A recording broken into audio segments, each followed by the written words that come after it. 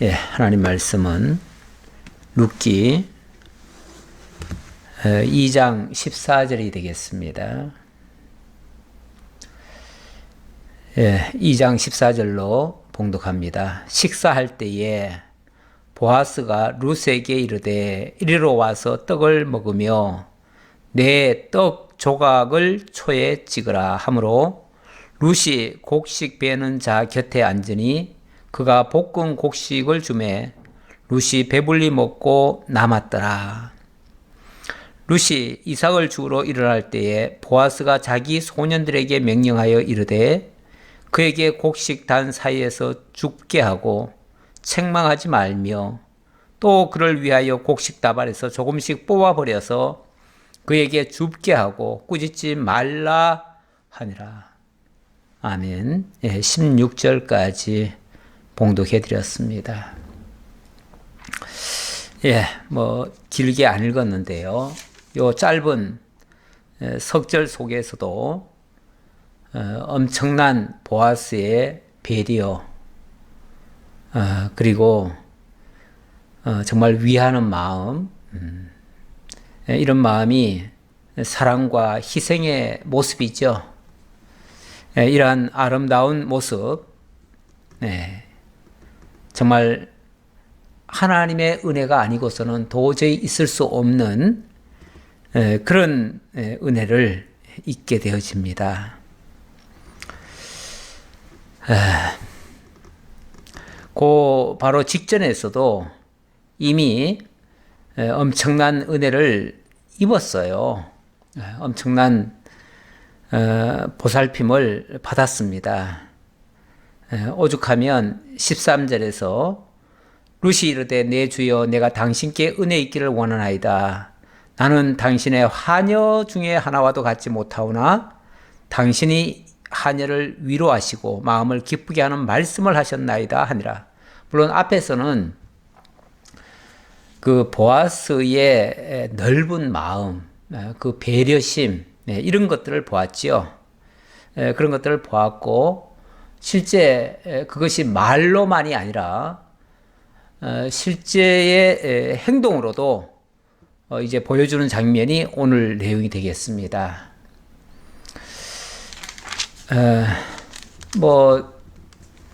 표면적으로 보면 이 룻이라고 하는 여인은 보잘것없는 사람입니다. 왜냐하면 신분이 이방인이고요, 모압 사람이고요, 또 여자고요, 그리고 또 남편도 없는 여자죠.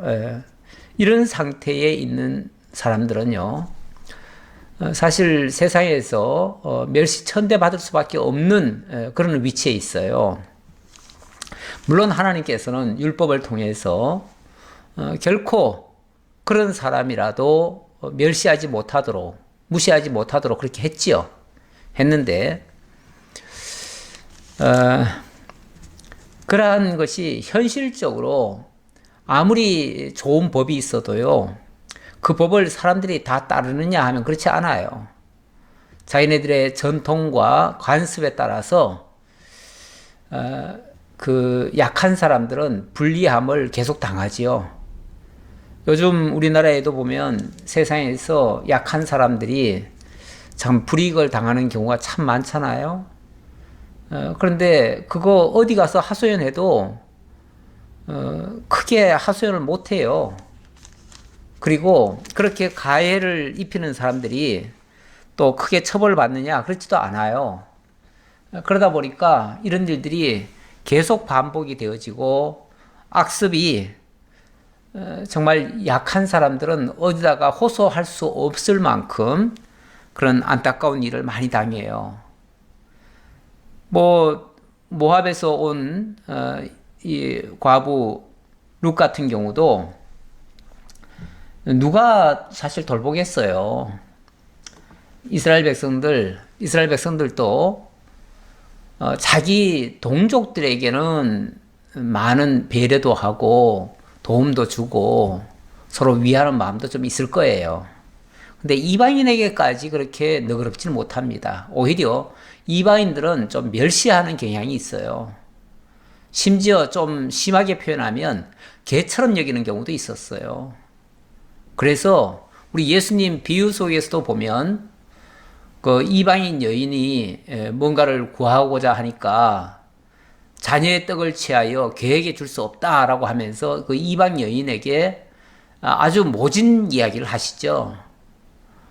물론 그것은 좀 약간 맥락은 다릅니다만은 우리 하나님께서 그 이방인에게도 은혜를 베푼다라는 사실을 역설적으로 표현하기 위해서 그러한 모습이 나타난 거죠. 나타났는데, 그러나 그 말씀 속에 유대인들이 이방인들을 그동안 어떻게 다루고 있었던가를 잘 보여주는 장면이기도 해요.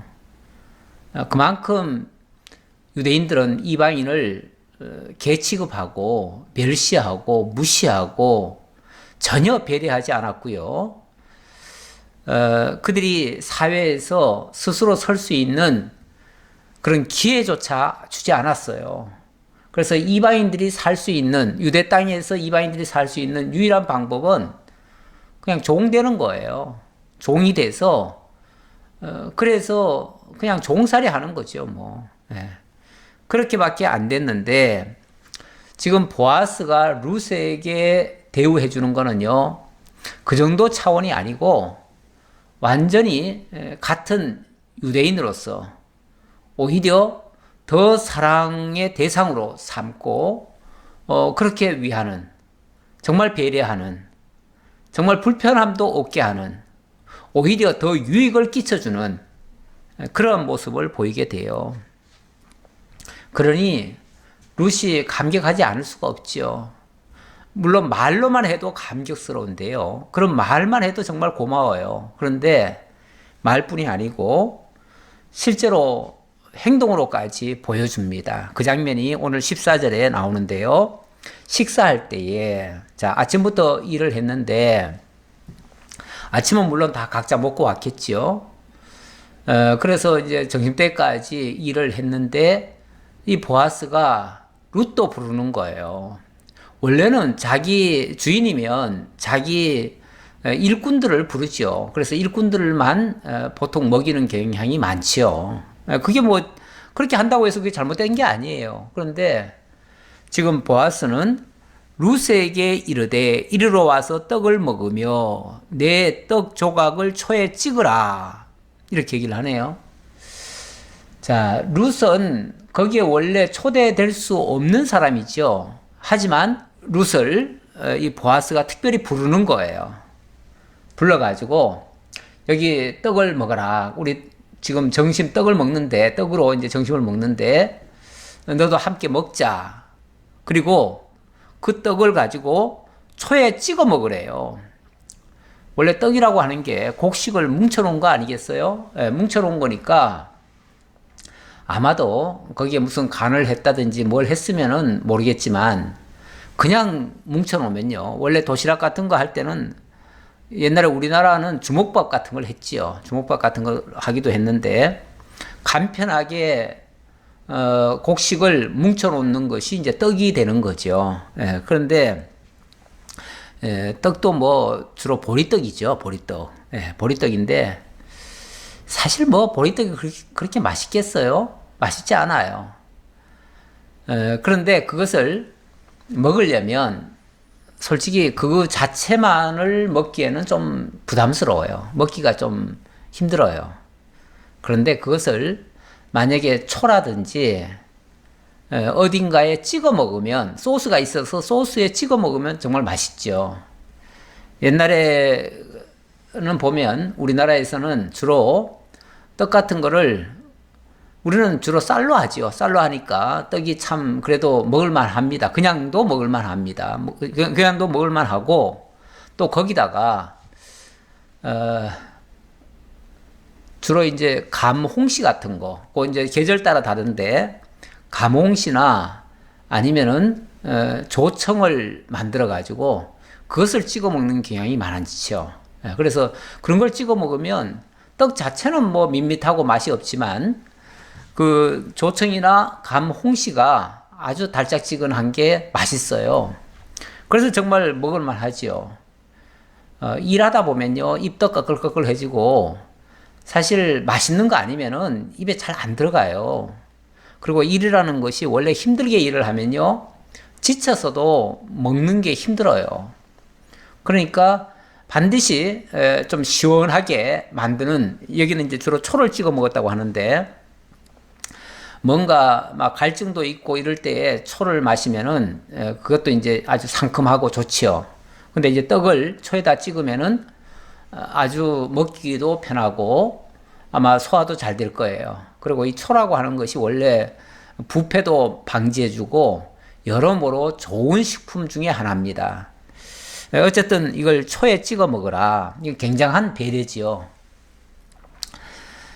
아까 예수님 비유 말씀드렸지만, 그래서 자녀의 떡을 개에게 줄 수 없다. 그러니까 그 수로보니게 여자인가요? 그 여인이 그런 말을 했죠.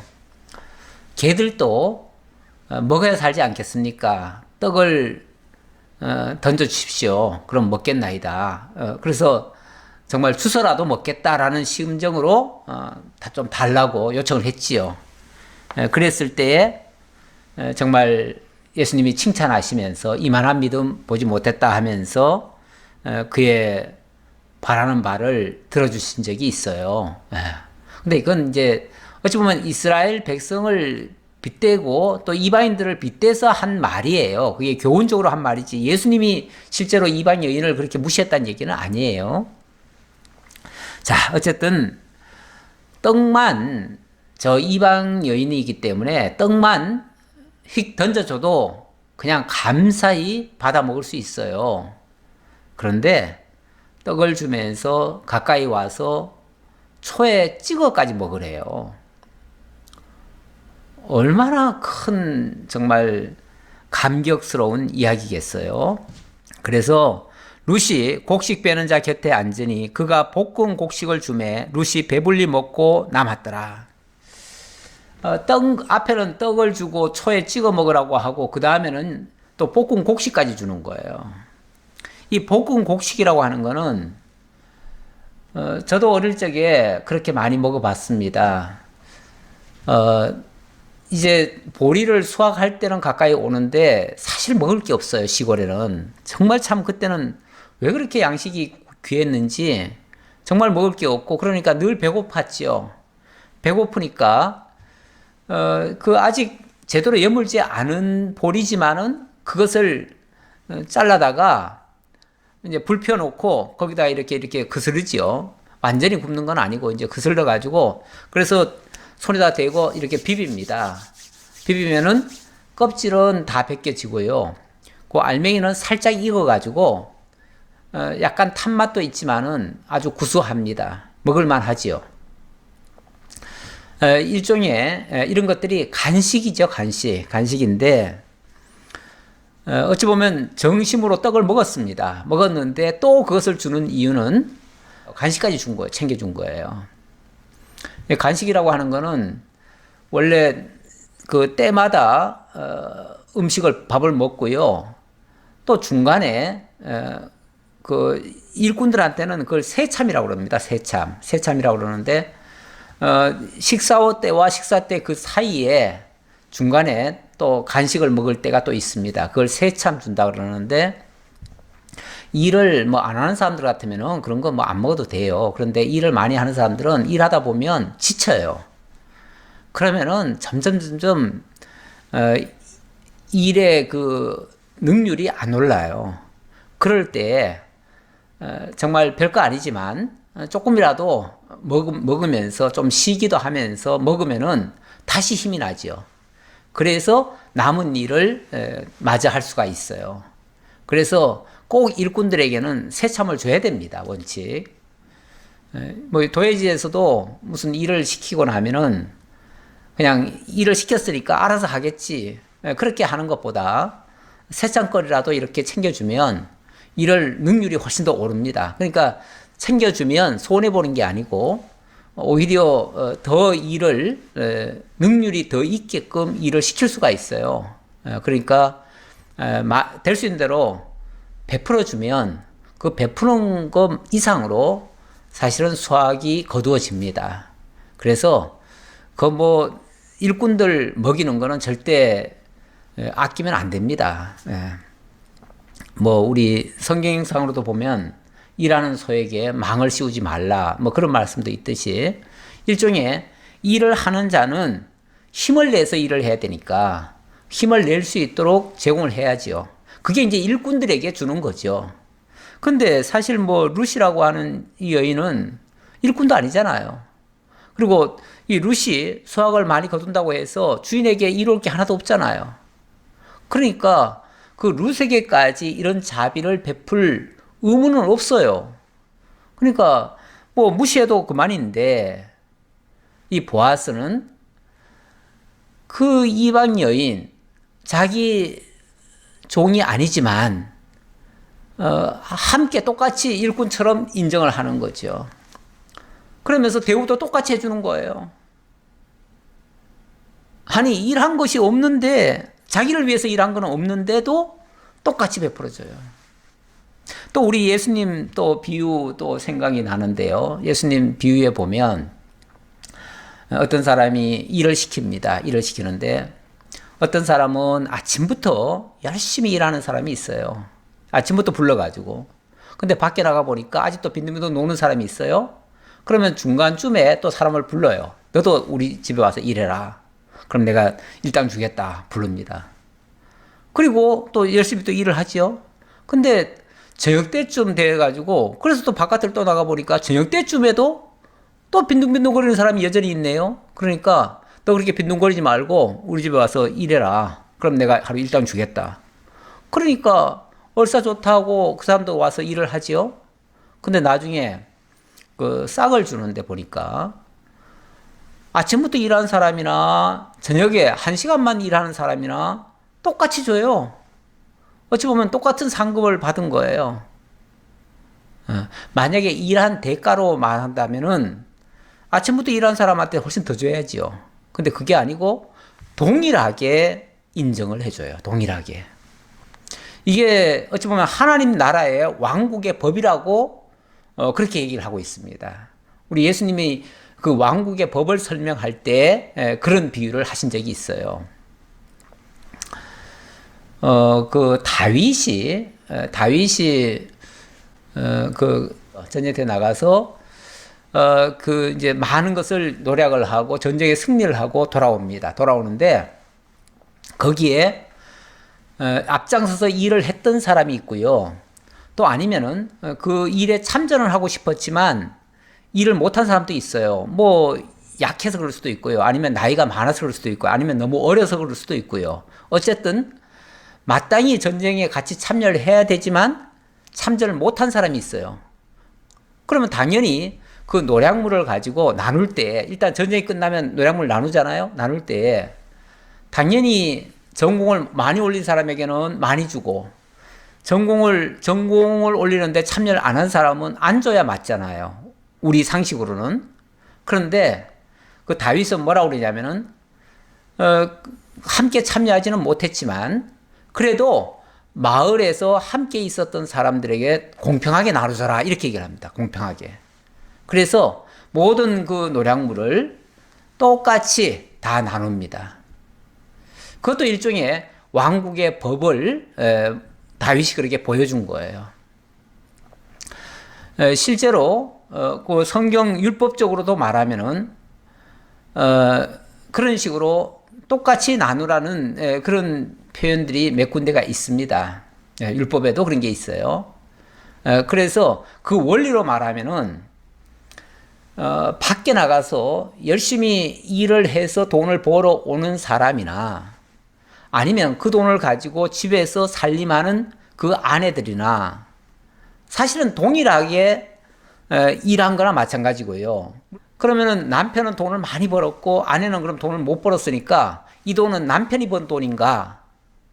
뭐 세상 법에서는 그렇게 좀 따지는 것 같더라고요. 그래가지고 나중에 혹시라도 만약에 가정이 좀 이렇게 깨어진다거나 그러면은 누가 돈을 벌었느냐 가지고 따지더라고요. 그래가지고 뭐 7대 3이다, 뭐 6대 4다, 뭐 이런 식으로 따져가지고 그걸 가지고 나중에 재산을 분할을 하고 뭐 이런 얘기도 있던데 성경적으로 보면 그건 잘못된 것 같아요. 아니, 아내가 가정에서 일을 한다고 해가지고 남편만큼 일을 안 했다고요? 돈을 못 벌었다고요? 그런데 만약에 그 일을 만약에 여자가 안 해주면 남자가 다 해야 될 거 아니에요. 다 해야 될 거고, 만약에 여자도 그 일이 아니라면 얼마든지 나가서 그만큼 벌 수 있잖아요. 그러니까 결국은 지금 역할 때문에 어쩔 수 없이 밖에 나가서 돈 버는 일을 좀 못했을 뿐이지, 그 일을 너는 밖에서 일을 많이 했으니까 너는 공이 많고 집에서 그냥 살림만 한 사람은 공이 없다, 이렇게 말할 수 없다 그 말이에요. 동일한 역할을 달리해서 그렇지 전체적으로 보면 함께 한 거예요. 함께 해서 그만큼 번 거예요. 아내의 뒷받침이 있었기에 남편이 나가서 그만큼 벌 수 있었고요.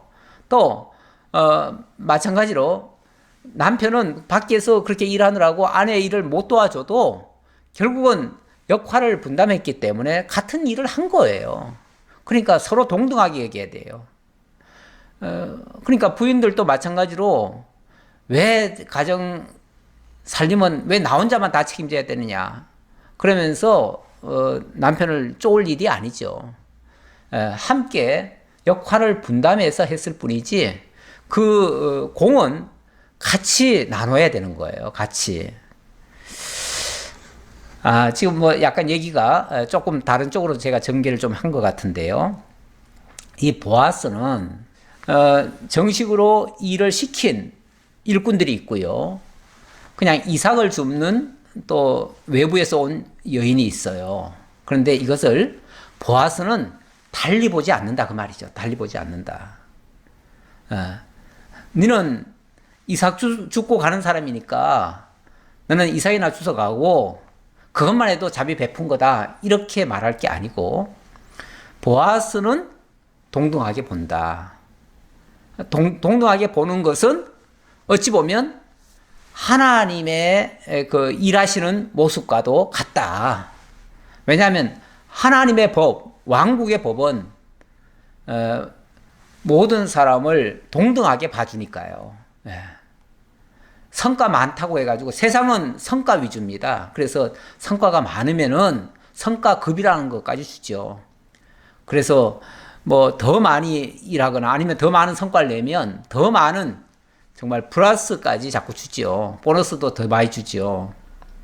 근데 우리 하나님의 나라에서는요, 일을 많이 했다고 꼭 상을 많이 주고 일을 조금 했다고 적게 주는 게 아니에요. 그 중심이 하나님께 있었느냐 안 있었느냐, 이게 중요하죠. 그 중심이 중요하지 그 일의 양 가지고는 따질 일이 아니다.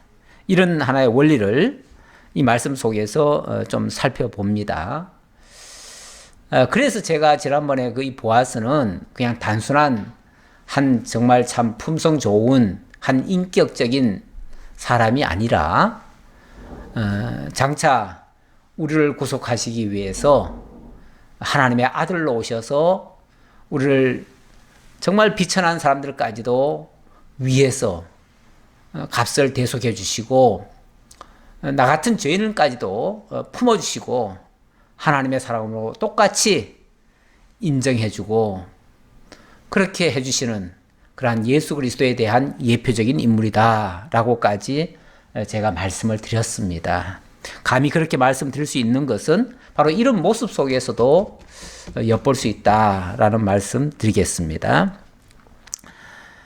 룻이 이삭을 주우러 일어날 때에 보아스가 자기 소년들에게 명령하여 이르되 그에게 곡식 단 사이에서 죽게 하고 책망하지 말며. 자, 이제 점심도 먹었어요. 또 볶은 곡식도 이렇게 좀 받았어요. 그래서 정말 다시 재충전을 해서 다시 힘을 내서 일을 할 수 있는 만반의 준비를 다 갖췄습니다. 갖췄는데 자, 이제 다시 이삭을 주우러 나가려고 하니까 특명을 내리는 거예요. 무슨 특명을 내리냐면 자기 소년들에게, 자기 일꾼들에게 명령하여 이르되 그에게 곡식단 사이에서 죽게 하고 책망하지 말라. 그리고 곡식단 사이에서 줍게 하고 책망하지 말아라. 원래 곡식단이라고 하는 거는 곡식을 베잖아요. 베면서 이렇게 단을 하나씩 묶어놔요. 묶어놓으면 나중에 다 치우고 난 다음에, 원칙은 그래요. 원칙은 다 치우고 난 다음에 벌판 같은 데서 이삭을 주셔야죠. 그래야 일하는 사람에게도 방해도 안 되고요. 그리고 또 이 곡식단을 아직, 그러니까 곡식단이라고 한 거는 아직까지 다 치운 게 아니잖아요. 다 치운 게 아니니까 그래서 그때는 원래 주지 못하게 하는 것이 원칙이겠죠. 다 치운 다음에, 일이라고 하는 게 내가 지금 일하고 있는데 옆에 와서 자꾸 뭘 자꾸 주워가려고 하면 일하는 사람 얼마나 짜증나겠어요. 방해됐죠. 일을 돕는 게, 일을 지금 이삭 주는 사람은 사실 도와주는 사람이 아니잖아요. 그러니까 최소한 일하는 사람들 가까이 오면 안 돼요. 그리고 방해하면 안 돼요. 그러는데 이 주인이 뭐라고까지 얘기를 하냐면 그 여자가 사실 뭐 저 이삭을 준다고 하지만은 아직 딴 나라에서 와가지고 여기 지금 풍습도 잘 모를 테고요. 하다 보면 거슬릴 때가 있을 거예요. 아마 틀림없이. 왜냐하면 법을 잘 모르니까, 어떻게 해야 될지도 모르니까. 그래서 거슬릴 수가 있었을 텐데 설령 와서 거스르게 행동을 하더라도 책망하지 말라는 거예요. 야단치지 말라는 거예요. 안 그래도 정말 이삭 줍는다고 미안해가지고 어쩔 줄 모르고 있는 사람한테 만약에 한마디라도 야단을 치면은 어떻게 되겠어요? 아마 그 여자는 일 못하지요. 그리고 그 길로 울면서 아마 집으로 갔을지도 몰라요. 그런데 곡식단 사이에서 줍게 하고 책망하지도 말래요. 거기서 그치는 게 아니고요. 좀 더 나아가서 또 그를 위하여 곡식 다발에서 조금씩 뽑아버려서 그에게 줍게 하고 꾸짖지 말라 하니라.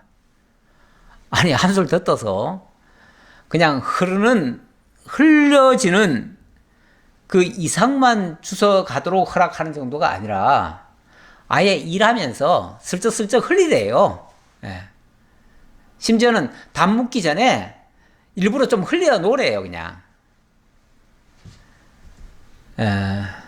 이렇게 되면 누가 손해보죠? 결국 주인이 손해보죠. 지금 주인의 것을 가지고 주인이 뭐라고 그러냐면은, 내가 손해볼 테니 그냥 좀 흘려. 원칙적으로는 일꾼들은요, 주인을 위해서 일하는 거예요. 그러니까 주인이 손해나도록 하면 안 돼요, 원칙은.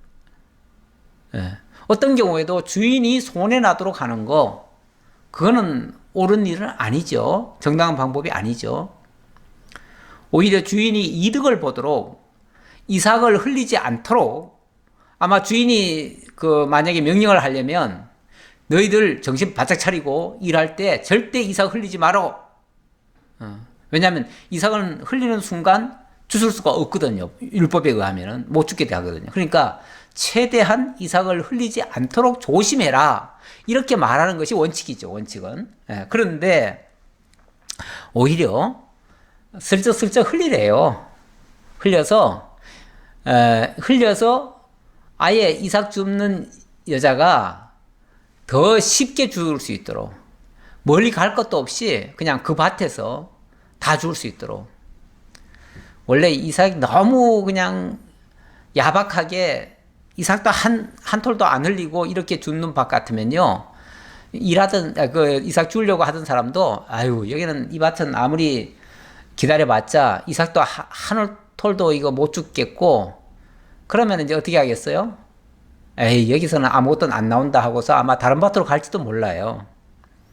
그러니까 그렇게 하지 말도록 보아스가 거기 머물면서 거기서 풍성한 수확을 거둘 수 있도록 아예 슬쩍슬쩍 흘려주래요.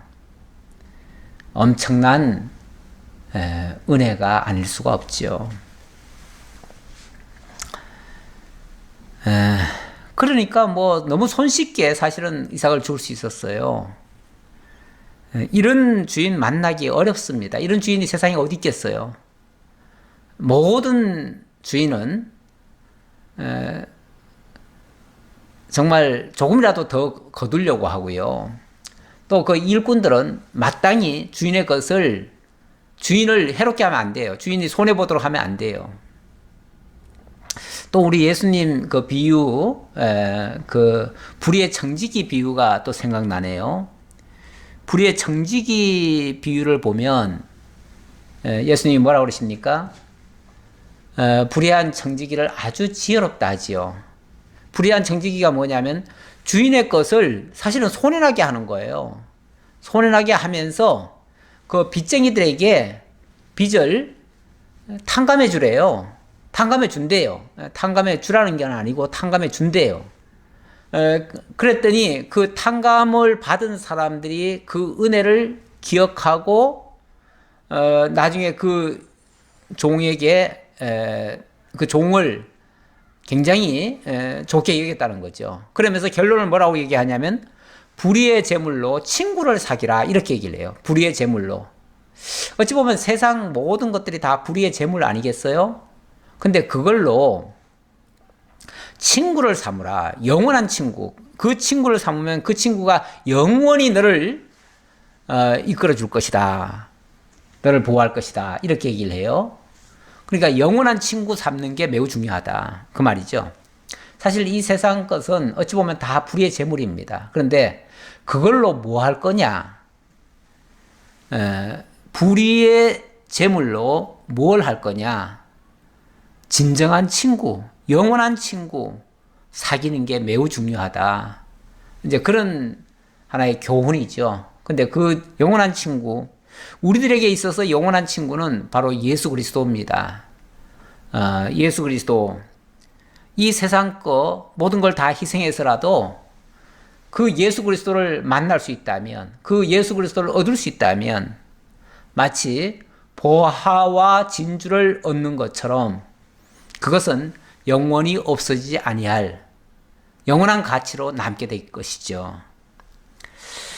그런 교훈을 여기서도 좀 볼 수가 있어요. 그래서 이러한 주인의 모습, 이 보아스의 모습은 이 세상 일반적인 부자들의 모습이 아니다. 이거는 오히려 영원히 부유하신 하나님의 그 나라의 부유하심으로 이 땅을 섬기기 위해 오시고 이 땅의 죄인들을 위해서 자기를 희생하심으로 자기를 손해보심으로 오히려 우리를 구원해 내시는, 그래서 우리를 진정으로 당신의 친구 삼으시고 당신의 자녀로 삼으시고 이렇게 해주실 것에 대한 하나의 예표적인 모습이라고도 볼 수 있다라는 말씀 드리겠습니다. 자, 당연히 이렇게 되어지면 소득이 좋죠. 좋을 수밖에 없죠. 룻이 밭에서 저녁까지 죽고 그 죽은 곳을 떠니 보리가 한 에바쯤 되는지라. 한 에바가 되었다. 한 에바. 이 한 에바라는 양은요, 이게 엄청난 양입니다. 우리말로 하면 이게 한 말 정도가 됐다. 이렇게 볼 수 있어요. 한 말. 한 말이면은 사실 우리 양식을 먹을 때 보통 요즘 보면은 우리도 한 달에 한 10kg 내지 10kg 정도 먹는 것 같아요. 우리 두 식구인데 뭐 많이 먹는지 적게 먹는지 모르겠지만 자관 한 10kg 정도 먹는 것 같아요. 한 에바면 약 그 정도 된다는 얘기예요. 그 정도면은 두 사람이 한 달을 먹을 수 있는 양식이에요. 하루 수확치고는요 굉장한 거죠. 어찌 보면 그게 하루 품삯 정도가 됐을 수도 있겠죠. 만약에 이게 이삭 줍는 게 아니고 만약에 일꾼으로서 일을 했다고 하면 하루에 그만큼 거두었을지 모르겠어요. 그만큼 보상을 받았을지 모르겠어요. 근데 어쨌든 제가 봐서는 거의 같지 않을까라는 생각이에요. 원래 참 어려운 나라들은요, 정말 그야말로 일용할 양식입니다. 하루 벌어 하루 먹고 삽니다.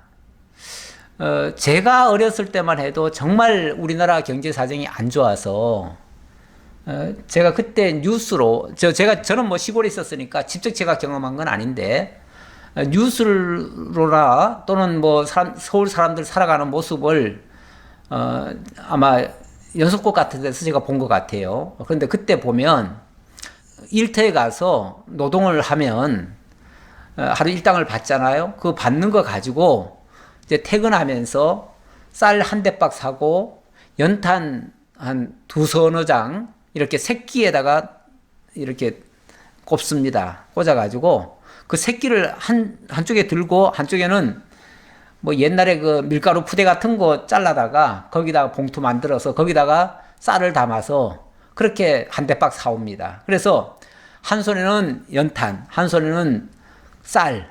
그게 이제 하루 먹을 양식이에요. 뭐 많아봤자 한 이틀 정도 먹거나 하루 이틀 정도 먹을 양식.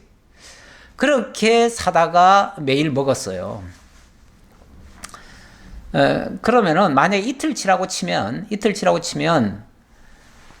적어도 한 15일은 일을 해야 한 달 먹을 거 아니겠어요? 예. 그 정도로 궁색했어요. 뭐 나머지 조금 돈 가지고 반찬 사는데 그러다 보니까 반찬 살 돈이 별로 없어요. 그래서 제가 그 신학교 졸업할 때 그 목사님이 옛날 목사님이 되셔가지고 생각을 늘 옛날 얘기를 하셔요. 옛날 얘기를 하시는데 목회 나갈 때 만약에 어느 교회 가서 사례비를 주거들랑 제일 먼저 쌀 사고 그 다음에 연탄 사고 그 다음에 돈이 좀 남거든 소금 사놓고 그리고 나머지는 돈이 있으면 반찬 한두 가지 더 사먹고 없으면 저 시장가에 가면은 배추 같은 거 이렇게 잘라서 껍데기 벗겨놓은 거 많으니까 그런 거 사다가 시래기국 끓여 먹고 아니면은 좀 더 좋은 부분은 김치도 담가 먹고 뭐 소금에 김치도 뭐 그렇게 고춧가루 비싸고 뭐하고 하면은 그냥 소금에 절궜다가 먹으면 된다. 이렇게 우리한테 교육을 시켰어요. 그래서 정말 우리가 그 목회 일선에 나갈 때는 진짜 그런 각오로 나가야 된다라고 하는 생각을 가지고 목회를 시작을 했습니다. 그러다 보니까 사실 뭐 그 정도 각오하고 일하면요. 어떤 상황에서도 다 이겨낼 수 있죠. 그래서 목회 현지 나가면 어디 파송받아 나가면 제일 먼저 당부하는 것이 보따리 다 풀지 말래요. 보따리도 뭐 그냥 옛날 같으면 이제 지게로 한 지게 정도 질 정도 그게 살림살이 전부입니다. 전부고 거기에 솥단지와 몇 가지 그 밥그릇하고 몇 가지 도구 그것만 꺼내고 나머지는 짐도 풀지 말래요. 왜? 언제 또 다른 데 가라고 할지 모르니까 늘 대기 상태로 있고 아예 그런 각오하고 목회에 나가라. 늘 그렇게 당부하신 적이 있어요. 물론 현실감은 좀 떨어지죠. 요즘 세상에 그러고 누가 하겠느냐. 그러니까 한기로는 그렇게 듣지만 한기로는 에휴 요즘 누가 그렇게 하고 목회해 라고 생각하면서도 아마 들었지 싶어요. 예. 뭐 저도 그렇게 생각하지 않았을까 싶어요. 예, 그런데 옛날에는 그만큼 어려웠었다는 그런 어려운 시절도 있었다는 거는 여러분들도 기억하셨으면 좋겠습니다. 지금 제가 이 얘기를 하는 이유는 룻이 정상적이라면요 하루에 한 대박 정도 이삭 주워가지고 그거 가지고 하루 이틀 먹으면은 끝이에요. 정상적이라면 그렇다고 말해요. 왜냐하면 이삭이라는 게 그렇게 많이 나오는 게 아니에요. 그러니까 그렇게 많이 줄 수가 없는데 지금 한 에바까지 주셨다고 하는 거는 그만큼 배려를 많이 해줬다는 거예요. 그래서 결과는 일꾼들이나 똑같이 수확을 거둘 수 있도록 했다. 제가 아까 그랬잖아요. 보아스가 정말 우리 하나님 나라의 왕국의 법에 의하면은 일하는 자나 집에 있는 자나 똑같이 공평하게 수확을 거둘 수 있도록 그렇게 하라. 이런 하나의 원칙에 따라서 이런 결과가 맺어졌다고 볼 수 있어요. 그래서 차별하지 않는 거죠. 한마디로 차별하지 않아요. 이방인이라고도 차별하지 않고요. 또 직업이 이삭 줍는 자라고 해서 차별하지 않는다 그 말이에요. 그러니까 신분도 차별하지 않고 그 직업도 차별하지 않고 모두가 다 동일해야 된다. 이런 정신이죠. 주인이 이런 정신을 가지고 있으면요. 사실 모든 사람에게 다 베풀 수가 있고요. 얼마든지 넉넉하게 정말 어려운 사람이 없도록 만들 수도 있어요. 옛날에 경주에 최부자라는 사람이 있었다고 그러잖아요. 그 사람의 그 신조가 뭐냐면 자기가 바라보는 그 지역 안에 쉽게 말하면 그 읍내겠지요. 그 읍내 안에서는 최소한 굶는 사람이 없도록 하라. 이게 그 주인의 특명이에요. 특명이라서 혹시라도 만약에 먹거리가 없어가지고 굶는 사람이 있다면 즉각 그를 도와주도록 뭐 이유 불문하고 그가 뭐 일을 안 하는데 어쩌고 이런 거 다 따지지 말고 무조건 먹여줘라. 그게 진정한 부자, 존경받는 부자의 한 모습이기도 하지요. 그래서 경주 사람들은 그 최부자를 굉장히 정말 참 존경을 했다고 그래요. 존경하는데 지금 이 보아스가 바로 그런 사람이에요. 보아스는 어떤 신분이나 어떤 처지나 이것을 차별하지 않아요. 우리 예수님도 그렇잖아요. 예수님이 언제 부자라고 더 봐줍니까? 권력자라고 봐줬습니까? 오히려 권력자라고 부자라고 거들먹거리는 자들을 향해서 정말 독한 말씀도 하셨죠. 이 독사의 자식들아, 뭐 이런 표현도 하셨죠. 오히려 가난하고 약하고 뭐 이런 사람들을 향해서 하나님의 나라 백성으로 인정을 하고 존중하고 대우해주고 뭐 그렇다고 일부러 그들만 더 대우해준다는 게 아니고 사실은 공평하게 한다는 얘기예요. 공평하게. 누구나 차별 없이 동등하게. 그래서 하나님의 나라에는요, 신분의 차이, 성별의 차이, 직업의 차이, 남녀 기천의 차이가 없어요. 동등해, 동등. 이게 이제 하나님 나라의 법이에요. 그래서 세상 나라 법과 하나님 나라의 법은 엄연히 구별이 있습니다. 그것을 가지고 성읍에 들어가서 시어머니에게 그 죽은 것을 보이고 그가 배불리 먹고 남긴 것을 내어 시어머니에게 드리매. 자, 이 이삭을 한 에바나, 그러니까 아마 10kg 이상, 그러니까 아마 이게 그 이상 됐을 거예요. 그러니까 이게 머리에 이면은 굉장히 무거워요. 그 무거운 걸 가지고 끙끙대면서 집에 가져오니까 시어머니가 깜짝 놀라지요. 어떻게 이삭을 주스러 가서 이렇게 많이 주술 수가 있느냐. 뿐만 아니라 그것뿐 아니라 주머니에서 뭘 꺼내내는데 보니까 그게 또 볶은 곡식이에요. 이 볶은 곡식 간식으로 먹으라고 줬잖아요. 그런데 그거를 아마 일부는 먹고 일부는 또 남겨온 것 같아요. 참 왜냐하면 집에 있을 어머니를 생각하니까 자기 입에 다 못 들어가는 거예요. 옛날에 그 부모님들이 자녀들 여럿 키우면요, 그 자녀들 때문에 당신이 먹어야 될 거를 다 못 먹어요. 근데 애들은 철이 없으니까 뭣도 모르고 그냥 얼마 되지 않는 거 서로 뺏어 먹으려고 난리죠. 그리고 정말 그 밥톨 하나도 안 남기죠. 안 남기고, 그리고 좀 떨어진 게 있으면 그냥 어머니는 나중에 그거나 주워 먹지요. 그거나. 이런 것처럼 어찌 보면 이 참 룻도 인간적으로 보면 참 귀한 모습이죠. 어쨌든 집에 있을 그 시어머니를 생각하면서 내가 조금이라도 남겨서 시어머니를 갖다 드려야겠다. 자기가 뭐 다 먹을 수도 있는데 또 풍족하게도 준 것 같아요. 그러니까 그걸 남겨가지고 그걸 시어머니에게 드렸다 그럽니다. 시어머니가 그에게 이르되 오늘 어디서 주었느냐, 어디서 일을 하였느냐, 너를 돌본 자에게 복이 있기를 원하노라. 시어머니가 봐도 와, 이거는 엄청난 수확을 거둔 거다. 이렇게 너에게 자비를 베풀고 은혜를 입힌 그 사람 밭이 어디냐 궁금하죠, 당연히.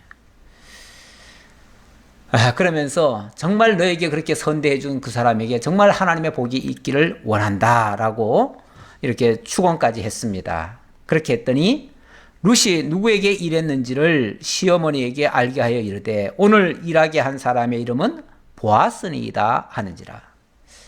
그러면서 그 사람의 이름이 보아스라고, 그 주인이 보아스라는 얘기를 했어요. 나오미가 또 깜짝 놀래요. 보아스? 아니 보아스라면은 그가 남이 아니고 바로 우리 친척이다. 우리 친족이다, 친족. 그래서 나오미가 자기 며느리에게 이르되 그가 여호와로부터 복받기를 원하노라. 그가 살아있는 자와 죽은 자에게 은혜 베풀기를 그치지 아니하도다 하고, 나오미가 또 그에게 이르되 그 사람은 우리와 가까우니 우리 기업을 물을 자 중에 하나이니라 하니라. 일단은 축복을 한 다음에 그가 살아있는 자와 죽은 자에게 은혜 베풀기를 그치지 않는구나, 이렇게 얘기를 합니다. 살아있는 자와 죽은 자, 죽은 자는 누구겠어요? 지금 이 룻의 시아버지 엘리멜렉과 말론과 기럨, 그 이제 두 아들들이죠. 그들이 죽은 자입니다. 지금 이 말을 하는 이유는 과거부터 이 보아스는 친족으로서 이 엘리멜렉 가문을 특별히 잘 돌봐줬던 것 같아요.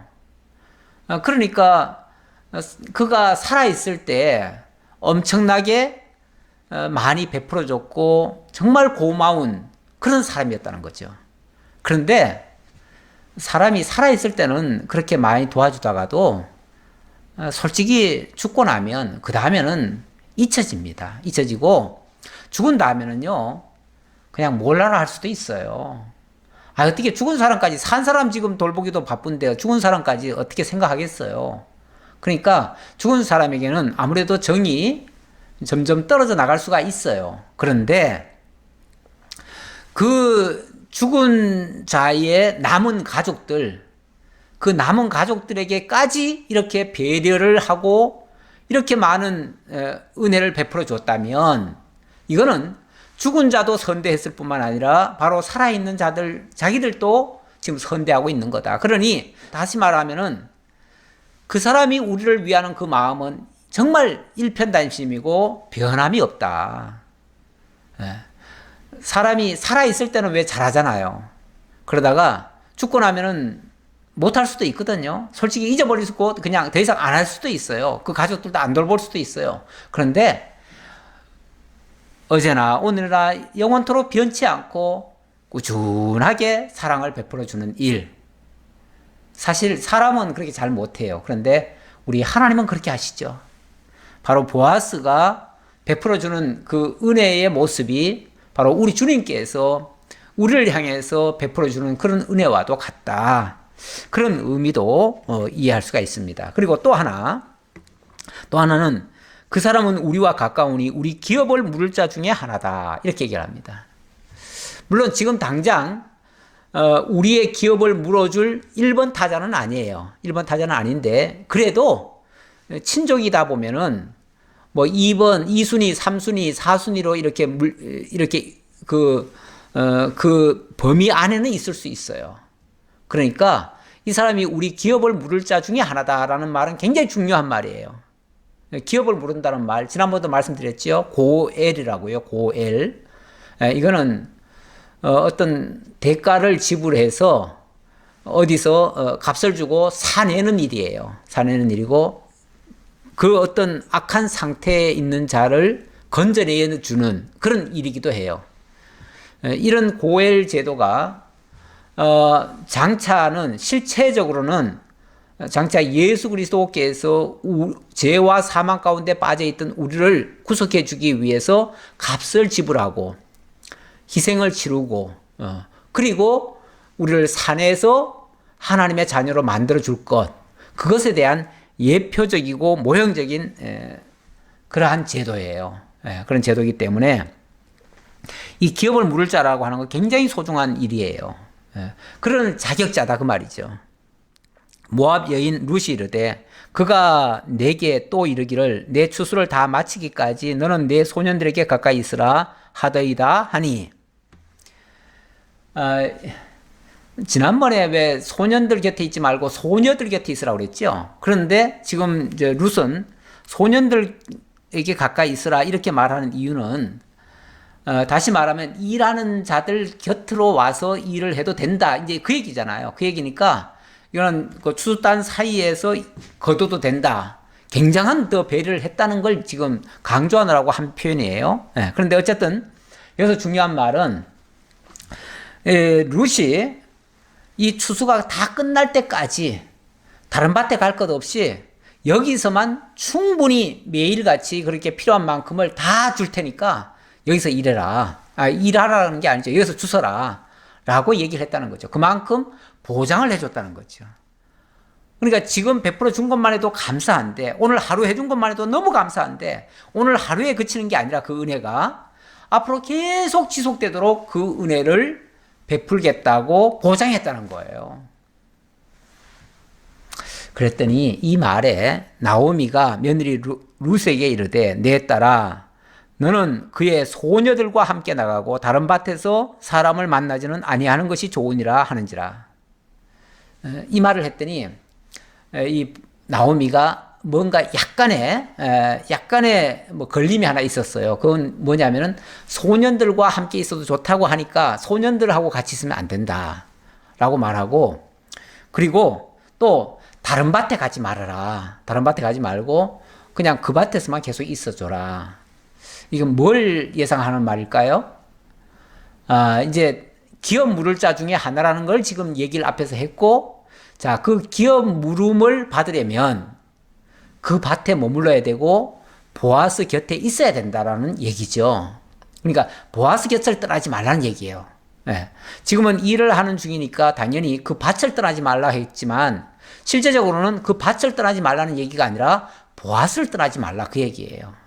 네. 그러면서 이에 룻이 보아스의 소녀들에게 가까이 있어서 보리 추수와 밀 추수를 마치기까지 이삭을 주며 그의 시어머니와 함께 거주하니라. 보리 추수와 밀 추수를 마치기까지 이 일을 계속했다. 이 원래 이스라엘에는 이 보리 수확기가 한 4월, 우리 태양력으로 말하면 한 4월 달쯤 된다고 그래요. 그리고 이 보리 추수가 마쳐지고 나면 한 보름 후에 또 밀 추수가 시작된대요. 그러니까 약간의 그 텀이 있는 거죠. 보리와 밀, 보리를 먼저 심어서 먼저 수확하고 밀을 좀 나중에 수확하도록, 이걸 한꺼번에 해놓으면은 한꺼번에 일을 하기가 힘들잖아요. 그러니까 이걸 아마 텀을 준 것 같아요. 그래서 보리 추수 끝나면 밀 추수로 이제 그 계절이 넘어가는데, 상당 기간, 그러니까 4월, 5월 이때를 계속 일을 할 수가 있는 거죠. 그래서 아마 그 정도 일을 하면, 한 2달 정도 일을 하면 아마 1년 먹을 양식을 구하지 않을까, 그렇게 예측을 해봅니다. 그러니까 이렇게 많이 거두게 한 거는요, 사실 이거 거두고 나면 그 다음엔 먹을 게 없을 수도 있잖아요. 그러니까 충분히 양식을 걷어놔야 또 이제 한 1년치 먹을 수 있으니까 아마 그렇게 많이 거둘 수 있도록 한 것 같은데, 어쨌든 엄청난 그 은혜를 지금 이 보아스가 베풀어줬다는 사실을 알 수가 있습니다. 이 기업 물을 자 바로 고엘이 이루어지려면 의무와 어떤 자격이 있어야 되는데요. 반드시 혈족이어야 하죠. 혈족이어야 하고, 하는 일은 뭐냐면 그 가난한 그 형제나 친족의 땅을 도로 사주는 일입니다.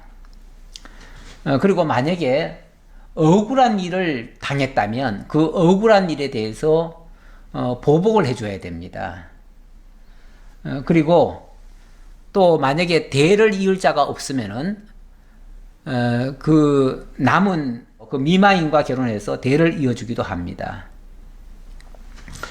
이 고엘의 자격은 반드시 혈연적 관계가 있어야 되고, 또 혈연적 관계가 있더라도 강제로 하는 건 아니고요. 또 자원을 해야 됩니다. 자원을 해야 되고, 그걸 충분히 감당할 만한 능력도 있어야 돼요. 그러니까 자원적인 희생도 따르고 또 능력도 따라주고 이 모든 것이 다 갖춰져야 돼요. 근데 이런 모든 조건을 다 갖춘 자는 지금 현재로서는 이 보아스밖에 없습니다.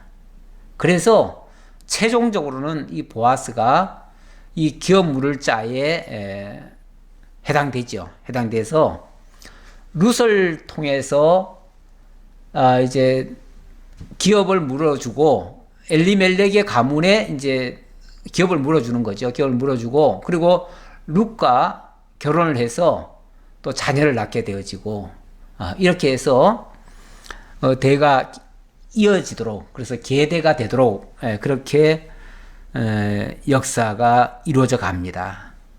이 모든 일 지난번에도 말씀드렸지만 우연히 되어지는 것 같지만 사실은 우연이라는 건 없습니다. 철저하게 하나님의 계획과 경륜 속에서 일어나는 일들입니다. 그래서 이 가문을 통해서 그리고 특히 보아스를 통해서 하나님의 나라 백성이 태어나고요. 그 자손 가운데서 언약의 백성, 바로 왕이 될 자격자.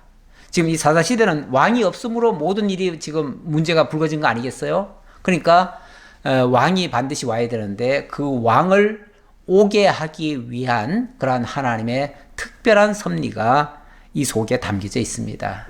여기에 가장 중요한 핵심적인 제도가 바로 고엘 제도인데 그래서 이 고엘 제도가 계속해서 이런 용어들이 나오고요.